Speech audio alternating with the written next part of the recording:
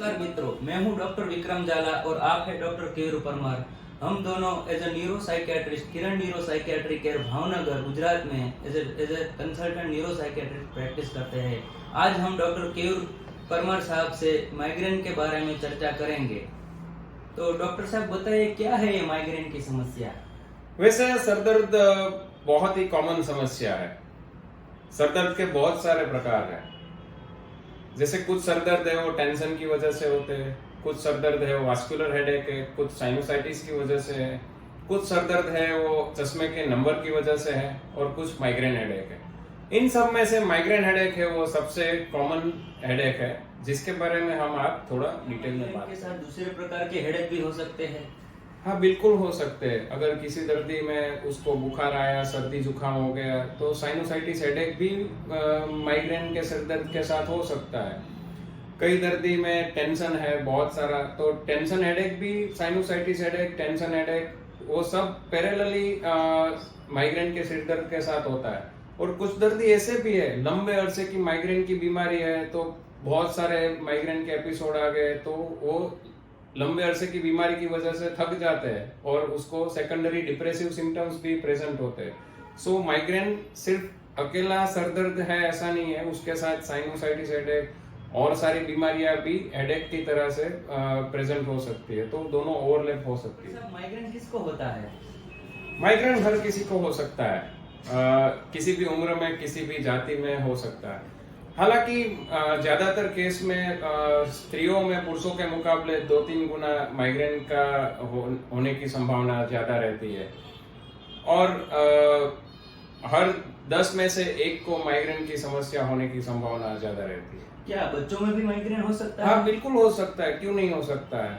बच्चों में भी माइग्रेन हो सकता है, लेकिन हाँ, बच्चों में उसके सिम्टम्स थोड़े डिफरेंट रहते हैं, जिसके बारे में हम थोड़ा डिटेल में आगे माइग्रेन के बारे में बात करेंगे तब। माइग्रेन के मरीज में किस प्रकार के सिम्टम्स दिखाई देते हैं?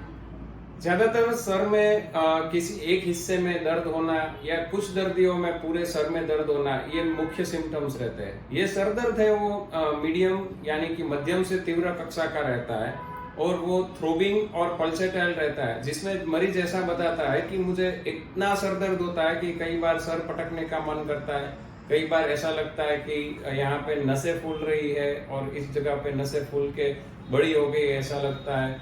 कई केस में उसको ऐसा एहसास होता है कि वो सरदर्द धीरे धीरे करता है, गर्दन तक पहुंचता है। ये सरदर्द ज्यादातर पीरियोडिकल रहता है, यानी कि 2 एपिसोड के बीच का जो समय गाला है वो कुछ दर्दियों में बिल्कुल अच्छा हो जाता है। तो सरदर्द ये मुख्य समस्या है माइग्रेन हेडेक। इसके अलावा माइग्रेन के क्या क्या सिम्टम्स हो सकते हैं? हाँ, सरदर्द के अलावा माइग्रेन में बहुत सारे पेरिफेरल सिम्टम्स भी रहते हैं, जैसे कि कई दर्दियों में उल्टी होना, नोजिया लगना, पेट में गड़बड़ी सी महसूस होना, भूख कम लगना, कुछ दर्दियों में आंखों के सामने फ्लैश लाइट दिखती है ऐसा एहसास होना, कई दर्दियों में ऐसा लगता है कि आवाज अच्छी नहीं लगना, तीव्र धूप अच्छी नहीं लगना, स्ट्रॉन्ग स्मेल अच्छी नहीं लगती है।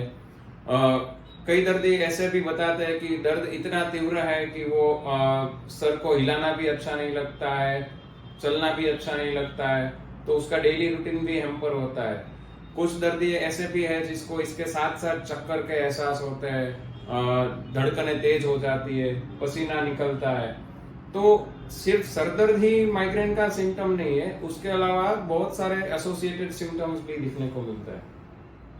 मैंने ऐसा भी सुना है कि माइग्रेन के मरीज को सरदर्द होने से पहले पता चल जाता है कि अब मुझे सरदर्द होगा। क्या ये सही है? हाँ, उसको हम लोग माइग्रेन ऑरा बोलते हैं। माइग्रेन ऑरा यानी ऐसी लक्षण जो दर्दी को माइग्रेन हेडेक होने से पहले एहसास होता है, जिसके लक्षण ऐसे है कि किसी दर्दी को विजुअल फ्लैशेस दिखते हैं, ब्लाइंड डॉट्स दिखते हैं, किसी को जिगजैग लाइन दिखती है, किसी को हाथ पैर में झुनझुनाहट सी महसूस होती है, किसी को मूड में चेंजेस लगते हैं। तो ये अलग अलग प्रकार के माइग्रेन हो रहा है। मैंने कुछ ऐसे भी मरीज देखे हैं जो अगर भूखे रहते हैं या नींद कम करते हैं तो उसे माइग्रेन का दौरा आता है। हाँ, बिल्कुल, इसको माइग्रेन ट्रिगर्स बोलते हैं। माइग्रेन ट्रिगर्स यानी ऐसी चीजें, ऐसा बदलाव लाइफस्टाइल में जो कि माइग्रेन के एपिसोड को प्रेसिपिटेट करता है। जैसे कि नींद कम लेना, ज़्यादा टाइम वक्त तक भूखे रहना, मेंस्ट्रुअल साइकिल, हार्मोन की दवाइयाँ लेना, तेज धूप में जाना या तेज आवाज में जाना, कुछ दर्दियों में हवामान के बदलाव की वजह से भी ट्रिगर होता है, स्ट्रॉन्ग स्मेल की वजह से, या तो फिर लाइफ जिसका बहुत ही स्ट्रेसफुल है तो ये स्ट्रेसफुल लाइफ इवेंट भी माइग्रेन ट्रिगर बन सकता है। हमारी फूड हैबिट्स का माइग्रेन पर कुछ असर होता है क्या? हाँ, बिल्कुल होता है। बहुत सारे फूड ऐसे हैं जो माइग्रेन एपिसोड को ट्रिगर करता है, जिसको हमको अवॉइड करना चाहिए, जैसे कि स्ट्रॉन्ग कॉफी है, कैफिनेटेड ड्रिंक्स है, कोल्ड ड्रिंक्स है, प्रिजर्वेटिव वाले फूड्स है, जैसे पैक्ड फूड है जो पैकेट्स में आते हैं उसको अवॉइड करना है, फर्मेंटिव फूड्स यानी कि इडली, ढोकड़ा, खमन, चीज, पिज्जा, इनको अवॉइड करना है, अल्कोहल, स्मोकिंग, तो ये सारी फूड हैबिट्स है, साइट्रस फ्रूट्स, उसको हमको चेंज करना है। तो मरीज खाएगा क्या डॉक्टर साहब? माइग्रेन प्रिवेंटिव फ्रूट्स भी तो है, अच्छा, जैसे कि ग्रीन वेजिटेबल्स है, ग्रीन चिली, अदरक, ककड़ी, गाजर, शक्करिया एंड कोकोनट वाटर, तिल, ये सब माइग्रेन प्रिवेंटिव फूड है जिसके सेवन से माइग्रेन के एपिसोड कम होते हैं। क्या प्रिवेंटिव मेडिसिन के अलावा भी कोई उपाय है जिससे माइग्रेन की मात्रा कम हो सके?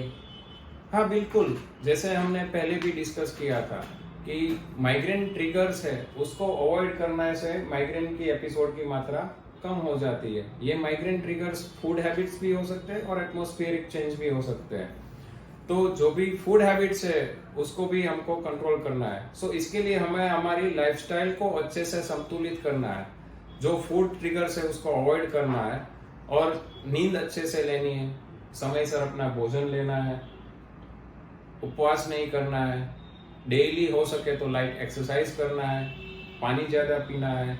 अगर बार बार हमको तीव्र धूप में जाने की जरूरत पड़ रही है तो हम कैप यूज कर सकते हैं या गॉगल्स यूज कर सकते हैं। स्ट्रॉन्ग परफ्यूम का उपयोग नहीं करना है और जितना हो सके उतना हमको तनाव से दूर रहना है और अपनी लाइफ को स्ट्रेस फ्री रखने की कोशिश करनी है। क्या माइग्रेन के हर मरीज में एमआरआई की रिपोर्ट की जरूरत रहती है?